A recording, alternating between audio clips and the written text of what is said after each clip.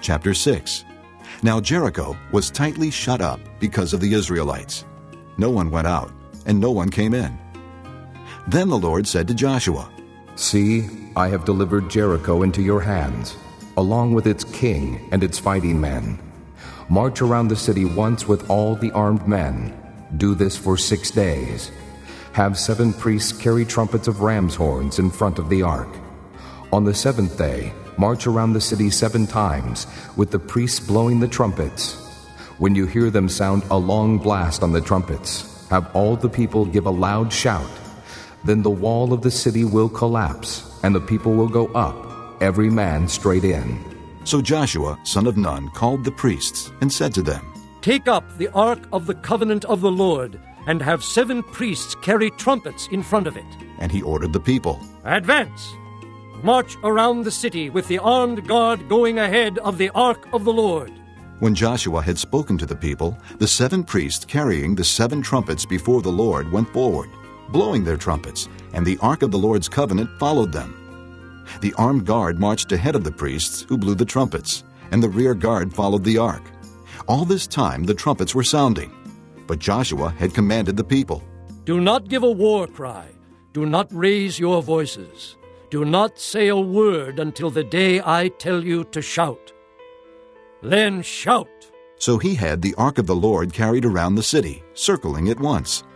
Then the people returned to camp and spent the night there. Joshua got up early the next morning, and the priests took up the ark of the Lord.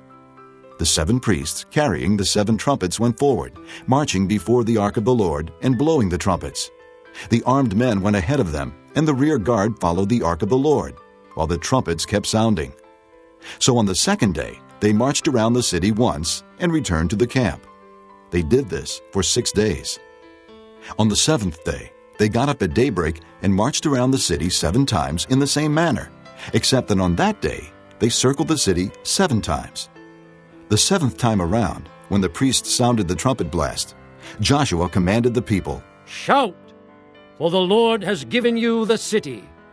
The city and all that is in it are to be devoted to the Lord. Only Rahab the prostitute and all who are with her in her house shall be spared, because she hid the spies we sent. But keep away from the devoted things, so that you will not bring about your own destruction by taking any of them. Otherwise you will make the camp of Israel liable to destruction and bring trouble on it. All the silver and gold and the articles of bronze and iron are sacred to the Lord and must go into his treasury. When the trumpet sounded, the people shouted. And at the sound of the trumpet, when the people gave a loud shout, the wall collapsed. So every man charged straight in, and they took the city. They devoted the city to the Lord, and destroyed with the sword every living thing in it, men and women, young and old, cattle, sheep, and donkeys. Joshua said to the 2 men who had spied out the land, Go into the prostitute's house and bring her out, and all who belong to her, in accordance with your oath to her. So the young men who had done the spying went in and brought out Rahab, her father and mother and brothers, and all who belonged to her. They brought out her entire family, and put them in a place outside the camp of Israel. Then they burned the whole city and everything in it, but they put the silver and gold and the articles of bronze and iron into the treasury of the Lord's house. But Joshua spared Rahab the prostitute with her family and all who belonged to her, because she hid the men Joshua had sent as spies to Jericho, and she lives among the Israelites to this day. At that time, Joshua pronounced this solemn oath, Cursed before the Lord is the man who undertakes to rebuild this city Jericho. At the cost of his firstborn son will he lay its foundations. At the cost of his youngest will he set up its gates. So the Lord was with Joshua, and his fame spread throughout the land. Chapter 7. But the Israelites acted unfaithfully in regard to the devoted things. Achan, son of Carmi, the son of Zimri, the son of Zerah, of the tribe of Judah, took some of them. So the Lord's anger burned against Israel. Now Joshua sent men from Jericho to Ai, which is near Beth-aven, to the east of Bethel, and told them, Go up and spy out the region. So the men went up and spied out Ai. When they returned to Joshua, they said, Not all the people will have to go up against Ai. Send 2,000 or 3,000 men to take it, and do not weary all the people, for only a few men are there." So about 3,000 men went up, but they were routed by the men of Ai, who killed about 36 of them. They chased the Israelites from the city gate as far as the stone quarries, and struck them down on the slopes. At this the hearts of the people melted and became like water. Then Joshua tore his clothes and fell face down to the ground before the ark of the Lord, remaining there till evening. The elders of Israel did the same, and sprinkled dust on their heads. And Joshua said, "Ah, sovereign Lord, why did you ever bring this people across the Jordan to deliver us into the hands of the Amorites to destroy us? If only we had been content to stay on the other side of the Jordan. Oh Lord, what can I say, now that Israel has been routed by its enemies? The Canaanites and the other people of the country will hear about this, and they will surround us and wipe out our name from the earth. What then will you do for your own great name?" The Lord said to Joshua, "Stand up. What are you doing down on your face? Israel has sinned. They have violated my covenant, which I commanded them to keep. They have taken some of the devoted things. They have stolen. They have lied. They have put them with their own possessions. That is why the Israelites cannot stand against their enemies. They turned their backs and run, because they have been made liable to destruction. I will not be with you any more, unless you destroy whatever among you is devoted to destruction. Go, consecrate the people. Tell them, consecrate yourselves in preparation for tomorrow, for this is what the Lord, the God of Israel, says. That which is devoted is among you, O Israel. You cannot stand against your enemies until you remove it. In the morning, present yourselves tribe by tribe. The tribe that the Lord takes shall come forward clan by clan. The clan that the Lord takes shall come forward family by family. And the family that the Lord takes shall come forward man by man. He who is caught with the devoted thing shall be destroyed by fire, along with all that belongs to him. He has violated the covenant of the Lord and has done a disgraceful thing in Israel." Early the next morning, Joshua had Israel come forward by tribes, and Judah was taken. The clans of Judah came forward, and he took the Zerahites. He had the clan of the Zerahites come forward by families, and Zimri was taken. Joshua had his family come forward, man by man, and Achan, son of Carmi, the son of Zimri, the son of Zerah, of the tribe of Judah, was taken. Then Joshua said to Achan, "My son, give glory to the Lord, the God of Israel, and give him the praise. Tell me what you have done. Do not hide it from me." Achan replied, "It is true. I have sinned against the Lord, the God of Israel. This is what I have done. When I saw in the plunder a beautiful robe from Babylonia, 200 shekels of silver and a wedge of gold weighing 50 shekels, I coveted them and took them. They are hidden in the ground inside my tent with the silver underneath." So Joshua sent messengers, and they ran to the tent, and there it was, hidden in his tent, with the silver underneath. They took the things from the tent, brought them to Joshua and all the Israelites, and spread them out before the Lord. Then Joshua, together with all Israel, took Achan, son of Zerah, the silver, the robe, the gold wedge, his sons and daughters, his cattle, donkeys, and sheep, his tent, and all that he had, to the valley of Achor. Joshua said, "Why have you brought this trouble on us? The Lord will bring trouble on you today." Then all Israel stoned him, and after they had stoned the rest, they burned them. Over Achan they heaped up a large pile of rocks, which remains to this day. Then the Lord turned from his fierce anger. Therefore that place has been called the Valley of Achor ever since. Chapter 8. Then the Lord said to Joshua, "Do not be afraid. Do not be discouraged. Take the whole army with you, and go up and attack Ai. For I have delivered into your hands the king of Ai, his people, his city, and his land. You shall do to Ai and its king as you did to Jericho and its king, except that you may carry off their plunder and livestock for yourselves. Set an ambush behind the city." So Joshua and the whole army moved out to attack Ai. He chose 30,000 of his best fighting men and sent them out at night with these orders. Listen carefully. You are to set an ambush behind the city. Don't go very far from it. All of you be on the alert. I and all those with me will advance on the city. And when the men come out against us, as they did before, we will flee from them. They will pursue us until we have lured them away from the city, for they will say, "They are running away from us as they did before." So when we flee from them, you are to rise up from ambush and take the city. The Lord your God will give it into your hand. When you have taken the city, set it on fire. Do what the Lord has commanded. See to it. You have my orders. Then Joshua sent them off, and they went to the place of ambush and lay in wait between Bethel and Ai, to the west of Ai. But Joshua spent that night with the people. Early the next morning, Joshua mustered his men, and he and the leaders of Israel marched before them to Ai.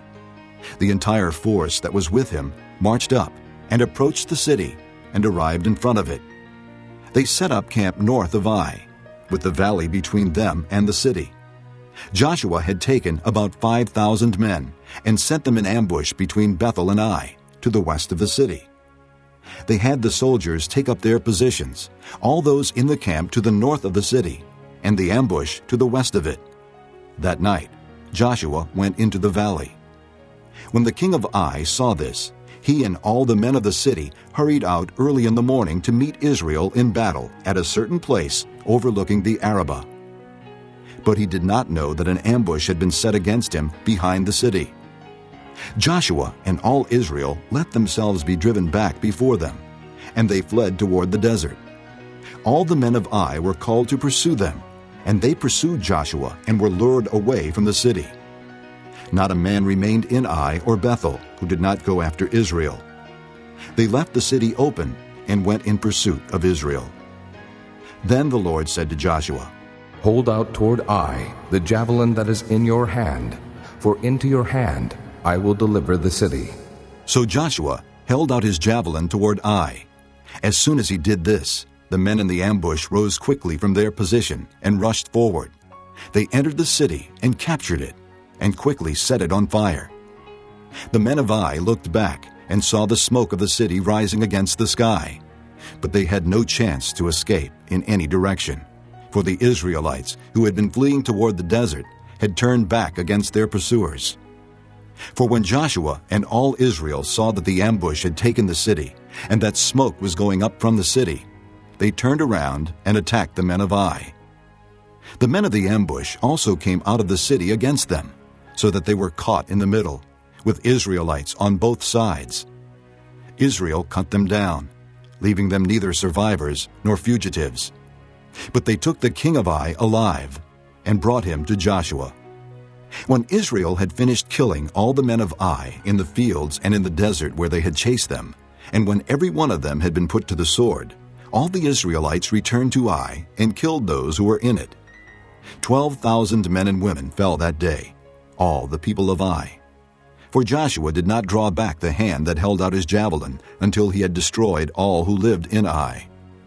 But Israel did carry off for themselves the livestock and plunder of this city, as the Lord had instructed Joshua. So Joshua burned Ai and made it a permanent heap of ruins, a desolate place to this day. He hung the king of Ai on a tree and left him there until evening. At sunset, Joshua ordered them to take his body from the tree and throw it down at the entrance of the city gate. And they raised a large pile of rocks over it, which remains to this day. Then Joshua built on Mount Ebal an altar to the Lord, the God of Israel, as Moses the servant of the Lord had commanded the Israelites. He built it according to what is written in the book of the law of Moses, an altar of uncut stones, on which no iron tool had been used. On it they offered to the Lord burnt offerings and sacrificed fellowship offerings. There, in the presence of the Israelites, Joshua copied on stones the law of Moses, which he had written. All Israel, aliens and citizens alike, with their elders, officials, and judges, were standing on both sides of the Ark of the Covenant of the Lord, facing those who carried it, the priests, who were Levites. Half of the people stood in front of Mount Gerizim, and half of them in front of Mount Ebal, as Moses, the servant of the Lord, had formerly commanded when he gave instructions to bless the people of Israel. Afterward, Joshua read all the words of the law, the blessings and the curses, just as it is written in the book of the law. There was not a word of all that Moses had commanded that Joshua did not read to the whole assembly of Israel, including the women and children, and the aliens who lived among them. Chapter 9. Now when all the kings west of the Jordan heard about these things, those in the hill country, in the western foothills, and along the entire coast of the Great Sea as far as Lebanon, the kings of the Hittites, Amorites, Canaanites, Perizzites, Hivites, and Jebusites, they came together to make war against Joshua and Israel. However, when the people of Gibeon heard what Joshua had done to Jericho and Ai, they resorted to a ruse. They went as a delegation whose donkeys were loaded with worn-out sacks and old wineskins, cracked and mended. The men put worn and patched sandals on their feet and wore old clothes. All the bread of their food supply was dry and moldy. Then they went to Joshua in the camp at Gilgal and said to him and the men of Israel, "We have come from a distant country. Make a treaty with us." The men of Israel said to the Hivites, "But perhaps you live near us. How then can we make a treaty with you?" "We are your servants," they said to Joshua. But Joshua asked, "Who are you and where do you come from?" They answered, "Your servants have come from a very distant country because of the fame of the Lord your God. For we have heard reports of him, all that he did in Egypt, and all that he did to the 2 kings of the Amorites east of the Jordan, Sihon, king of Heshbon, and Og, king of Bashan, who reigned in Ashtaroth. And our elders and all those living in our country said to us, 'Take provisions for your journey. Go and meet them and say to them, "We are your servants. Make a treaty with us." This bread of ours was warm when we packed it at home on the day we left to come to you. But now see how dry and moldy it is. And these wineskins that we filled were new, but see how cracked they are. And our clothes and sandals are worn out by the very long journey.'" The men of Israel sampled their provisions, but did not inquire of the Lord. Then Joshua made a treaty of peace with them to let them live, and the leaders of the assembly ratified it by oath. 3 days after they made the treaty with the Gibeonites, the Israelites heard that they were neighbors living near them. So the Israelites set out, and on the 3rd day came to their cities, Gibeon, Kephirah, Beeroth, and Kiriath-Jearim. But the Israelites did not attack them, because the leaders of the assembly had sworn an oath to them by the Lord, the God of Israel. The whole assembly grumbled against the leaders, but all the leaders answered, "We have given them our oath by the Lord, the God of Israel, and we cannot touch them now. This is what we will do to them. We will let them live, so that wrath will not fall on us for breaking the oath we swore to them." They continued, "Let them live, but let them be woodcutters and water carriers for the entire community." So the leader's promise to them was kept. Then Joshua summoned the Gibeonites and said, "Why did you deceive us by saying, 'We live a long way from you,' while actually you live near us? You are now under a curse. You will never cease to serve as woodcutters and water carriers for the house of my God." They answered Joshua, "Your servants were clearly told how the Lord your God had commanded his servant Moses to give you the whole land and to wipe out all its inhabitants from before you. So we fear for our lives because of you, and that is why we did this. We are now in your hands. Do to us whatever seems good and right to you." So Joshua saved them from the Israelites, and they did not kill them. That day he made the Gibeonites woodcutters and water carriers for the community, and for the altar of the Lord at the place the Lord would choose. And that is what they are to this day. Chapter 10. Now Adoni-Zedek, king of Jerusalem, heard that Joshua had taken Ai and totally destroyed it, doing to Ai and its king as he had done to Jericho and its king, and that the people of Gibeon had made a treaty of peace with Israel and were living near them. He and his people were very much alarmed at this, because Gibeon was an important city, like one of the royal cities. It was larger than Ai, and all its men were good fighters. So Adoni-Zedek, king of Jerusalem, appealed to Hoham, king of Hebron, Piram, king of Jarmuth, Japhiah, king of Lachish, and Deber, king of Eglon, "Come up and help me attack Gibeon," he said, "because it has made peace with Joshua and the Israelites." Then the 5 kings of the Amorites, the kings of Jerusalem, Hebron, Jarmuth, Lachish, and Eglon, joined forces. They moved up with all their troops and took up positions against Gibeon and attacked it. The Gibeonites then sent word to Joshua in the camp at Gilgal. "Do not abandon your servants. Come up to us quickly and save us. Help us, because all the Amorite kings from the hill country have joined forces against us." So Joshua marched up from Gilgal with his entire army, including all the best fighting men. The Lord said to Joshua, Do not be afraid of them. I have given them into your hand. Not one of them will be able to withstand you.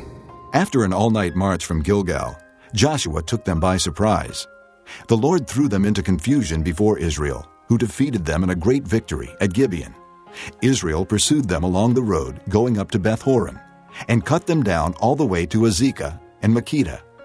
As they fled before Israel on the road down from Beth-horon to Azekah, the Lord hurled large hailstones down on them from the sky, and more of them died from the hailstones than were killed by the swords of the Israelites. On the day the Lord gave the Amorites over to Israel, Joshua said to the Lord in the presence of Israel, O sun, stand still over Gibeon. O moon, over the valley of Ajalon.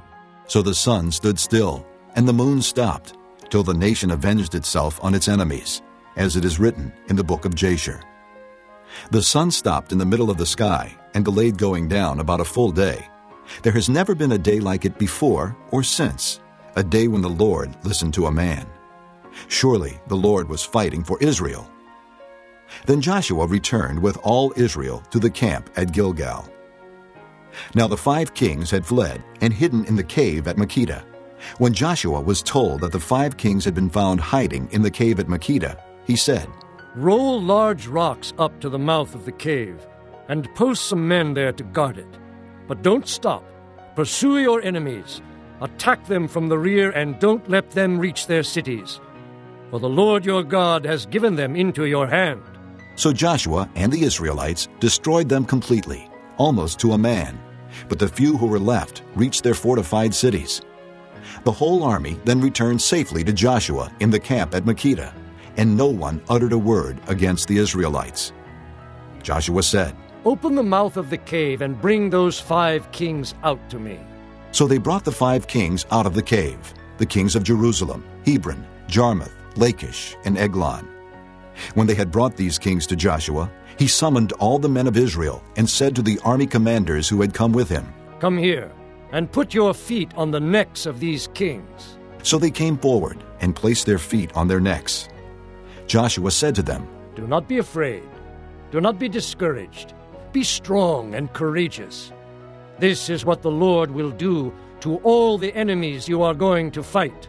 Then Joshua struck and killed the kings and hung them on 5 trees, and they were left hanging on the trees until evening. At sunset, Joshua gave the order, and they took them down from the trees and threw them into the cave where they had been hiding. At the mouth of the cave, they placed large rocks, which are there to this day. That day, Joshua took Makkedah.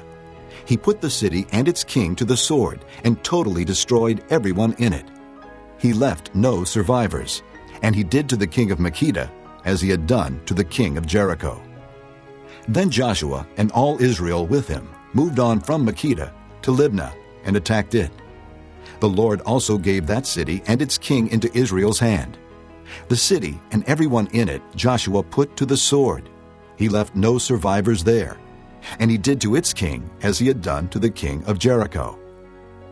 Then Joshua and all Israel with him moved on from Libnah to Lachish. He took up positions against it and attacked it. The Lord handed Lachish over to Israel, and Joshua took it on the 2nd day. The city and everyone in it he put to the sword, just as he had done to Libnah. Meanwhile, Horam, king of Gezer, had come up to help Lachish, but Joshua defeated him and his army, until no survivors were left. Then Joshua and all Israel with him moved on from Lachish to Eglon. They took up positions against it and attacked it.